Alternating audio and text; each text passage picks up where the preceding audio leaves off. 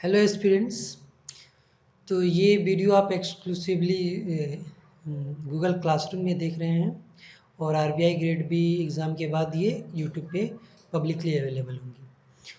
तो फ़िलहाल इस वीडियो में हम ये देखेंगे कि एक्स के किस वैल्यू के लिए, मतलब यहाँ एक्स दिए हुए हैं, एक्स का कौन सा वैल्यू लेंगे जिसके लिए वाई मैक्सिमम या फिर मिनिमम होगा। ये कॉन्सेप्ट बहुत इंपॉर्टेंट है क्योंकि इसे डायरेक्टली क्वेश्चन पूछे जा सकते हैं एग्ज़ाम में, और ये कोर कॉन्सेप्ट है माइक्रो इकोनॉमिक्स का जिसको ऑप्टिमाइजेशन कहा जाता है।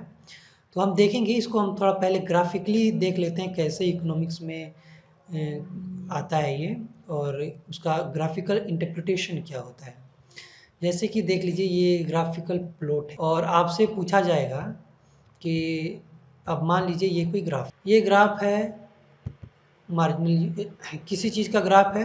अब y मान लीजिए यूटिलिटी है और x को मान लीजिए कि कोई कमोडिटी। तो x की किस क्वांटिटी के लिए, x की किस पार्टिकुलर क्वांटिटी के लिए y मैक्सिमम यूटिलिटी देगा, मतलब यूटिलिटी मैक्सिमम होगी, y मैक्सिमम होगा।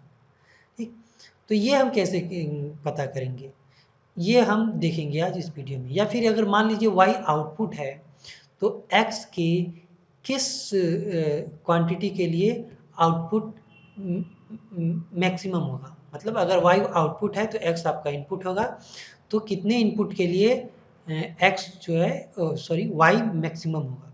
ठीक, तो ये चीज़ें हम देखेंगे। इससे पहले एक चीज़ और समझ ले, रिलेटिव मैक्सिमम और रिलेटिव मिनिमम के कॉन्सेप्ट को। अब जैसे आपने देखा कि ये क्वाड्रेटिक इक्वेशन है, तो इसका जो ग्राफ होगा वो कुछ इस तरह होगा, लेकिन ये जो है ये क्यूबिक इक्वेशन है। तो क्यूबिक इक्वेशन का ग्राफ कुछ इस तरह हो सकता है, जैसा कि मैं आपको पहले बता चुका हूँ, ये कुछ इस तरह हो सकता है। ये देखिए, तो ये जो पॉइंट होगा ये एक मैक्सिमम हुआ और ये एक मिनिमम हुआ, सबसे मिनिमम पॉइंट हुआ। तो इसी तरह और अगर लंबे चौड़े ग्राफ हो, अब जैसे कि मान लीजिए कि मैंने ले लिया कुछ इस तरह का ग्राफ ले लिया, कुछ ऐसा हो मान लीजिए, तो देखिए कि इसमें दो मैक्सिमम पॉइंट, एक यहाँ हो सकते हैं और एक यहाँ मैक्सिमम पॉइंट हो सकते हैं, और दोनों हो सकता है कि बराबर ना हो। तो किसी फंक्शन के लिए एक से ज़्यादा मैक्सिमम मिनिमम पॉइंट हो सकते हैं, इसीलिए उसका जो भी मैक्सिमम पॉइंट हम निकालते हैं इक्वेशन से, हम उसे रिलेटिव मैक्सिमम कहते हैं, हम उसे ग्लोबल नहीं कहते। एक होता है ग्लोबल मैक्सिमम, तो हम उसे रिलेटिव मैक्सिमम कहेंगे। और इसलिए भी कहेंगे क्योंकि हम जो पढ़ रहे हैं वो सिर्फ एक कमोडिटी को लेकर पढ़ रहे हैं, बहुत सारी कमोडिटीज़ आएंगी तो चीज़ें बदल जाएंगी, और फिर बहुत सारे फैक्टर जुड़ जाएंगे। अभी हम बहुत सारे अजम्पशन पे लेके चल रहे हैं कि एक ही कमोडिटी है, वही कंज्यूम की जाती है, एक ही इनपुट है, वही लगाया जाता है, और बहुत सारे अजम्पशन है कि ये पार्टिकुलर तरीके से इनपुट बिहेव करता है।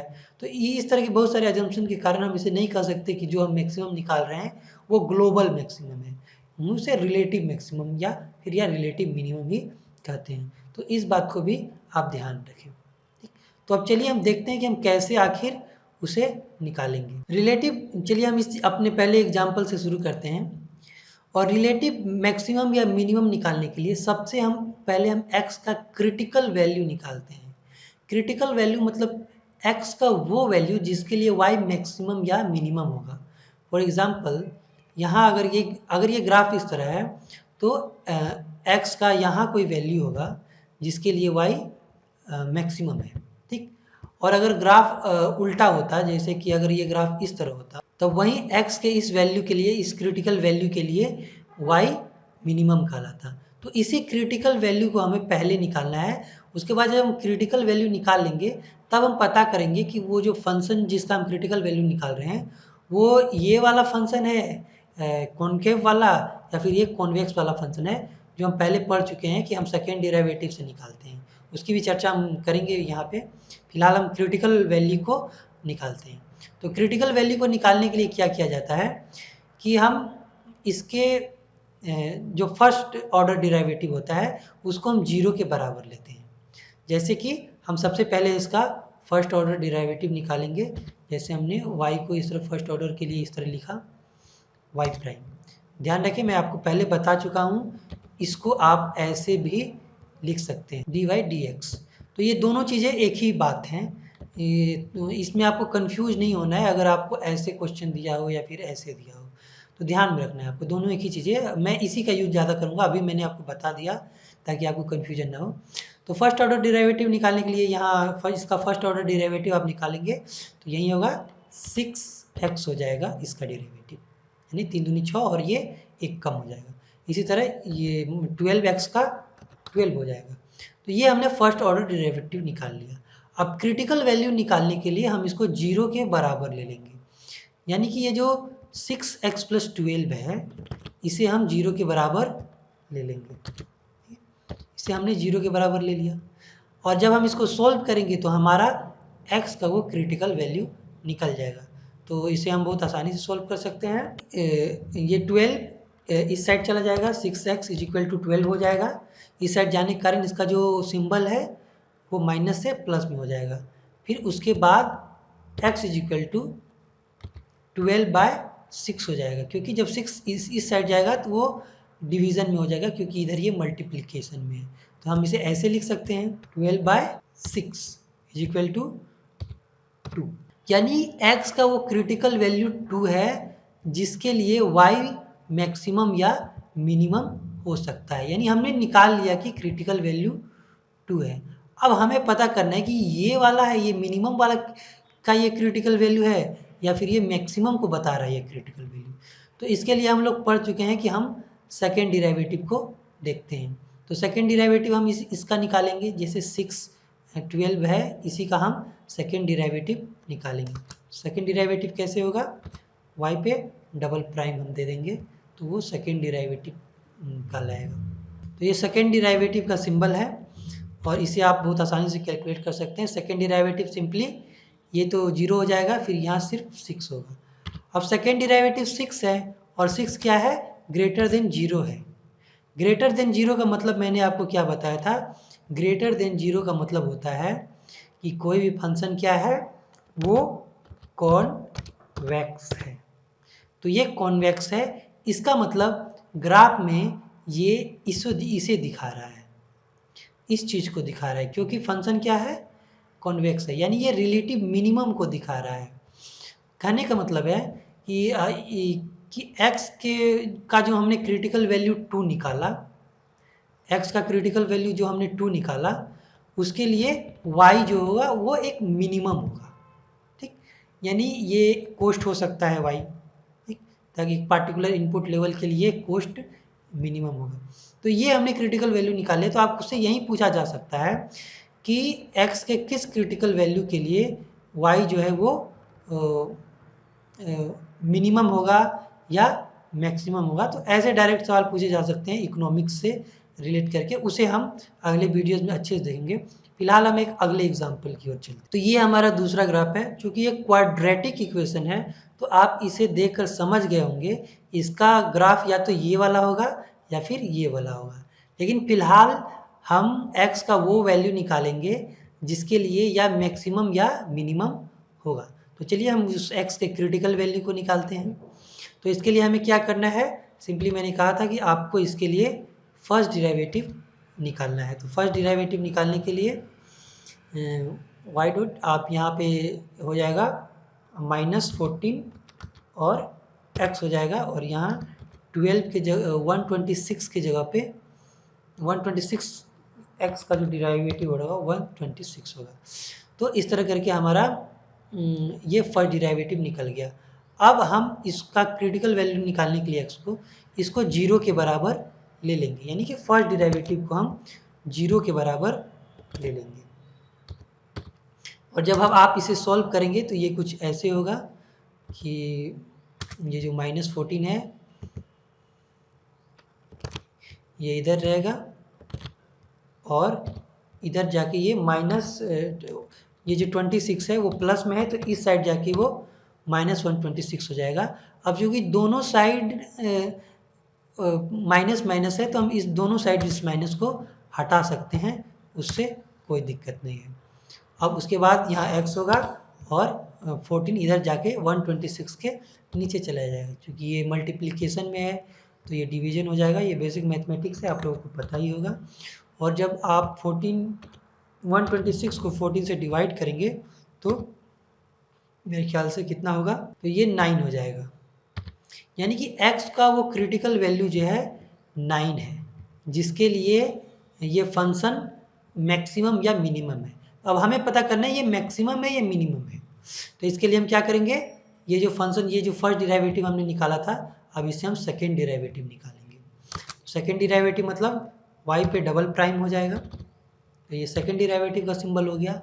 अब इसको हम निकालेंगे तो क्या होगा, ये -14x जो है वो क्या हो जाएगा, -14 हो जाएगा, और 126 जीरो हो जाएगा। तो ये -14 जो है लेस देन जीरो है, और लेस देन जीरो होने का मतलब क्या हुआ, मैंने आपको बताया था कि लेस देन जीरो होने का मतलब होता है कॉनकेव, यानी कि जो फंक्शन हमने निकाला वो एक कॉनकेव फंक्शन है। कॉनकेव फंक्शन मतलब वो ये वाला फंक्शन है, वो ये वाला फंक्शन है, यानी कि x इज इक्वल टू 9, जो क्रिटिकल वैल्यू 9 है, उसके लिए y मैक्सिमम होगा, एक रिलेटिव मैक्सिमम होगा।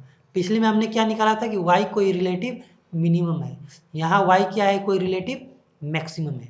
तो इस तरह करके आपको ये सब चीज़ें कैलकुलेट करनी है। तो चलिए कुछ और एग्जाम्पल हम देखते हैं और समझने का प्रयास करते हैं। फिर से आपको इस एग्जाम्पल से को भी देख के आपको पता चल गया होगा कि आपका जो ग्राफ होगा वो ये वाला होगा। तो हम इसे समझेंगे ये कैसे बनेगा, यानी कि इन दोनों में से कोई एक होगा आपका ग्राफ, क्योंकि ये क्वाड्रेटिक इक्वेशन है। तो फिर वहीं हम प्रोसेस शुरू करेंगे, पहले हम क्रिटिकल वैल्यू फाइंड करेंगे, उसके लिए हमको फर्स्ट डिराइवेटिव निकालना पड़ेगा। तो हमारा ये 7x² 14x हो जाएगा, और ये जो 112 है ये हो जाएगा 112x है, ये 112 हो जाएगा। ये फर्स्ट डिराइवेटिव हमने निकाल लिया। अब इसको हम क्रिटिकल वैल्यू निकालने के लिए जीरो के बराबर ले लेंगे, बराबर जीरो ले लेंगे, और उसके बाद जब हम इसको सोल्व करेंगे तो ये 14x होगा, ये 112 दूसरे साइड चला जाएगा, तो ये माइनस हो जाएगा। फिर इधर हम x लेंगे और इसे 14 को इस साइड करेंगे, जब 14 को हम इस साइड करेंगे तो ये नीचे चला जाएगा, ये नीचे चला जाएगा। और जब आप इसको डिवाइड करेंगे तो आपका जो आंसर आएगा वो होगा -8, यानी कि -8 वो क्रिटिकल वैल्यू है जिसके लिए x मिनिमम या मैक्सिमम होगा। तो -8 यहाँ पे ये -8 होगा x। अब इसी के लिए मिनिमम या मैक्सिमम होगा, और हमें पता करना है कि ये मिनिमम है या मैक्सिमम है। तो सिंपली है कि ये जो फर्स्ट डिराइवेटिव हमने निकाला था, अब उसे हम सेकेंड डिराइवेटिव निकालेंगे, और जब हम सेकेंड डिराइवेटिव निकालेंगे तो ये 14 होगा। 14 है तो इसका मतलब ये ग्रेटर देन जीरो है, और ग्रेटर देन जीरो होने का मतलब मैं आपको पहले बता चुका हूँ कि ये कॉन्वेक्स फंक्शन को बताता है। Second derivative greater than zero मतलब convex function, second derivative less than zero मतलब कॉनकेव फंक्शन। और सेकेंड डिराइवेटिव अगर जीरो के बराबर होता है तो वो अलग केस होता है, जिसको इन्फ्लेक्शन पॉइंट बोलते हैं, उसे हम किसी वीडियो में अलग से देखेंगे। फिलहाल आप यहीं तक कन्फाइंड रहिए। तो चलिए कुछ और एग्जाम्पल लेते हैं। इस बार हम क्यूबिक इक्वेशन लेकर देखेंगे कि वहाँ क्या केस होता है। तो चलिए हमारा ये जो एग्जाम्पल है ये एक क्यूबिक इक्वेशन है। तो क्यूबिक इक्वेशन का मैंने बताया था कि क्यूबिक इक्वेशन का जो ग्राफ होगा वो कुछ इस तरह से हो सकता है। इसमें दो बम्प होंगे, एक यहाँ, या फिर ये उल्टा भी हो सकता है। ये जो आप ऊपर देख रहे हैं ये नीचे भी हो सकता है, ठीक, ये नीचे भी हो सकता है, और ये हो सकता है कि ऊपर हो, ठीक, ये दोनों केसेस हो सकते हैं। तो ये कोई भी केस हो सकता है, मतलब ये क्यूबिक इक्वेशन का जब आप ग्राफ खींचेंगे तो उसमें यही होगा कि दो क्रिटिकल पॉइंट होंगे, दो मैक्सिमम या मिनिमम होंगे। तो इसका मतलब कि जब हम इक्वेशन को सॉल्व करेंगे तो x के ऐसे दो वैल्यू हमें मिलेंगे जिसके लिए y मैक्सिमम या मिनिमम होगा। वो मैक्सिमम मिनिमम रिलेटिव होगा, वो ग्लोबल नहीं होगा, ठीक, जैसा कि मैं आपको पहले बता चुका हूँ, ये कंपैरेटिवली मैक्सिमम मिनिमम होगा, रिलेटिवली मैक्सिमम मिनिमम होगा। ठीक, तो खैर आप इसे मैक्सिमम मिनिमम ही ट्रीट कीजिए, उतना सोचने की ज़रूरत नहीं है। तो हम इसे सॉल्व करने का कोशिश करते हैं। वही प्रोसेस है कि सबसे पहले हम इसका फर्स्ट डेरिवेटिव कैलकुलेट करते हैं। तो फर्स्ट डेरिवेटिव क्या होगा, ये हो जाएगा 9x², 3 तिया 9, 9 3 तिया 9, फिर यहाँ पे ये 1 घट जाएगा, ये 2 हो जाएगा, तो ये 9x² हो गया। उसके बाद ये 72 हो जाएगा, 36 को 2 से मल्टीप्लाई करेंगे और ये 1 कम हो जाएगा, यानी सिर्फ यहाँ x रह जाएगा। फिर उसके बाद ये 135x है तो 135 हो जाएगा इसका डेरिवेटिव। तो इस तरह से हमने फर्स्ट डेरिवेटिव निकाल लिया। अब इसको हम 0 के बराबर लेंगे।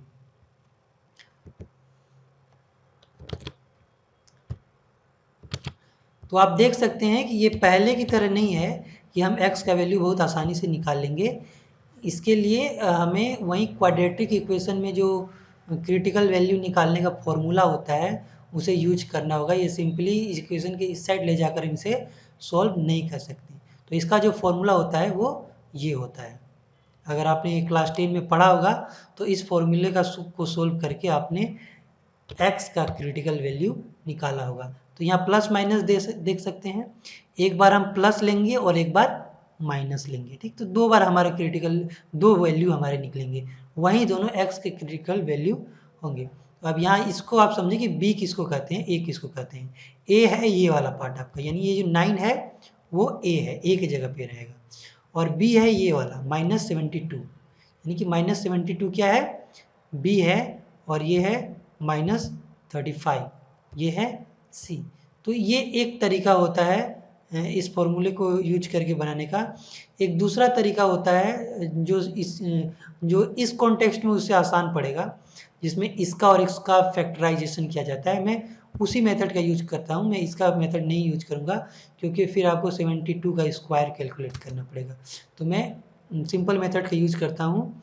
मैंने यहाँ ले लिया 9x, मैं इसी को कॉपी पेस्ट कर लेता हूँ, ये यहाँ यहीं रहेगा, कॉपी पेस्ट, और इसको हम 2 भाग में कर देंगे, यानी 72 को क्या करेंगे, एक हम ले लेंगे 27x और एक ले लेंगे हम 45x। तो ये दोनोों जोड़कर 72x हो जाएगा, और बाकी ये जो प्लस 135 है ये ऐसे ही रहेगा। तो ये फैक्टराइजेशन मेथड होता है क्वाड्रेटिक इक्वेशन को सॉल्व करने का। तो इसके बाद हम यहाँ से 9 को कॉमन ले सकते हैं, फिर यहाँ से भी हम कुछ कॉमन ले सकते हैं। तो चलिए देखते हैं, कॉमन लेके हम इसको सॉल्व करते हैं। पहले यहाँ हम 9 को लेते हैं कॉमन, तो ब्रैकेट देते हैं, तो यहाँ हो जाएगा 3x, सॉरी 3x नहीं, यहाँ 9x, सॉरी 9 को हम सिर्फ कॉमन नहीं लेंगे, इन दोनों में x भी है तो हम x को भी कॉमन लेंगे। तो हम 9x को कॉमन ले लिए, तो यहाँ 9x² में बचा सिर्फ x, और यहाँ जो था इसमें बचा 27 में x चला गया है, 9 चला गया है, तो यहाँ 3 बचा। अब ये एक अलग मैथ का टॉपिक हो जाएगा कि इसको सॉल्व कैसे करना है, तो मैं उसमें नहीं जाऊँगा। फिर भी अगर आपको नहीं आता है ये, तो आप मुझे बता सकते हैं, मैं उस पर भी एक वीडियो बना दूंगा कि कैसे क्वाड्रेटिक इक्वेशन को सॉल्व करना है। वरना अच्छा होगा कि आप किताब में जो दिया होगा उससे आप सीख लें। उसके बाद इसका हमने कॉमन ले लिया। अब हम इस दोनों में देखेंगे कि हम क्या कॉमन ले सकते हैं। तो इसमें हम कॉमन ले सकते हैं 45, क्योंकि इन दोनों में 45 है, तो यहाँ हम 45 कॉमन लेंगे। और यहाँ हम सिर्फ 45 ही कॉमन नहीं लेंगे, हम यहाँ -45 कॉमन लेंगे, और हम देखेंगे क्या होता है। -45 कॉमन लेंगे तो यहाँ x बच जाएगा, और माइनस तो हमने ले लिया है, और ये जो प्लस है माइनस हो जाएगा, क्योंकि एक प्लस में 2 माइनस होते हैं, तो एक माइनस यहाँ रह गया और एक माइनस हमने कॉमन ले लिया। आपको पता होगा माइनस इंटू माइनस प्लस होता है। उसके बाद 45 को 3 से मल्टीप्लाई करते हैं तो 135 आता है, तो यहाँ पे 3 बच गया। तो इस तरह से ये हमारा निकल गया फैक्टराइजेशन। और उसके बाद ये 9x और 45 एक साइड ले लेंगे, और x - 3 एक साइड ले लेंगे। तो यहाँ क्या होगा 9x, सॉरी इसको हम ब्रैकेट में ले लेंगे, 9x माइनस 45। एक सॉल्यूशन हमारा ये हो गया और एक सॉल्यूशन हो जाएगा हमारा x minus 3 is equal to 0। तो आप देख सकते हैं ये दो सॉल्यूशन क्यों है, क्योंकि एक बार हम x इस पोर्शन को इस साइड ले जाएंगे तो हमारे पास बचेगा 9x प्लस 45। एक बार हम इस पोर्शन को अगर इस साइड ले जाएंगे तो ये 0 हो जाएगा इस साइड, और यहाँ बचेगा सिर्फ ये वाला पोर्शन। और अगर हम इसे इस साइड ले जाएंगे तो ये इस साइड आके 0 हो जाएगा और हमारे पास सिर्फ ये वाला पोर्शन बच जाएगा। तब हम लिख सकते हैं क्या, x minus 3 is equal to 0। और उसके बाद जब हम इन दोनों को सोल्व करेंगे तो इससे एक x का वैल्यू आएगा और इससे एक x का वैल्यू आएगा। चलिए इसको सोल्व करते हैं। जब आप इसे सोल्व जब आप इसे सोल्व करेंगे तो आपका क्या होगा, 45 इस साइड चला जाएगा या 9x हो जाएगा इज इक्वल टू 45, माइनस है तो प्लस में हो जाएगा। और उसके बाद क्या होगा कि ये x इधर रह जाएगा इज इक्वल टू 45/9 हो जाएगा, 45/9 हो जाएगा। और इस तरह से हम डिवाइड करेंगे तो हमारा 5 आएगा, यानी x का एक क्रिटिकल वैल्यू 5 हो गया। और फिर अब यहाँ से हम x का दूसरा क्रिटिकल वैल्यू निकालेंगे तो ये बहुत सिंपली निकल जाएगा। यहाँ simply x is equal to 3 हो जाएगा, यानी x का दूसरा क्रिटिकल वैल्यू 3 हुआ। कहने का मतलब है कि ये जो ग्राफ में हमने जो निकाला वो एक 3 होगा क्रिटिकल वैल्यू। यहाँ पे कोई एक जैसे कि एक जो मैक्सिमम या मिनिमम को बताने वाला एक क्या होगा, 3 होगा, और एक क्या होगा जो मैक्सिमम या मिनिमम को बताएगा वो 5 होगा। तो अब हमें ये पता करना है कि ये 3 मिनिमम को बताएगा या मैक्सिमम को बताएगा, या फिर ये 5 मिनिमम को बताएगा या मैक्सिमम को बताएगा। चलिए हम उसे भी कैलकुलेट करते हैं। तो पिछले एग्जाम्पल्स में हम लोग चर्चा कर चुके हैं कि कॉन्वेक्सिटी और कॉन्केविटी को पता करने के लिए हम क्या करते हैं, हम सेकेंड डिराइवेटिव लेते हैं। और सेकेंड डिराइवेटिव अगर ग्रेटर देन 0 होता है तो हम कहते हैं कि फंक्शन कॉन्वेक्स है, और लेस देन 0 होता है तो हम कहते हैं कि फंक्शन कॉन्केव है। तो यहाँ भी हम देखेंगे कि यहाँ कैसे हम कैलकुलेट करेंगे उस चीज़ को। यहाँ जब आप सेकेंड डिराइवेटिव लेंगे तो यहाँ 18x हो जाएगा और यहाँ हो जाएगा 72। तो ये हमारा सेकेंड डिराइवेटिव हुआ। तो इस तरह से हमने अपना सेकेंड डिराइवेटिव निकाल लिया। तो अब हम देख रहे हैं कि यहाँ x है, तो यहाँ तो हम नहीं पता कर पा रहे हैं कि ये ग्रेटर देन 0 है या लेस देन 0। तो हमने देखा था कि x के दो वैल्यू हैं, एक 3 है एक 5 है।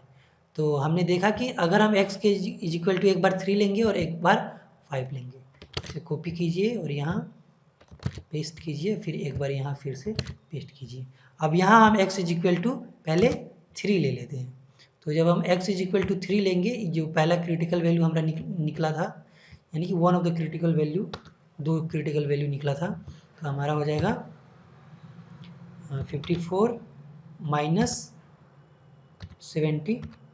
तो जब आप इसे कैलकुलेट करेंगे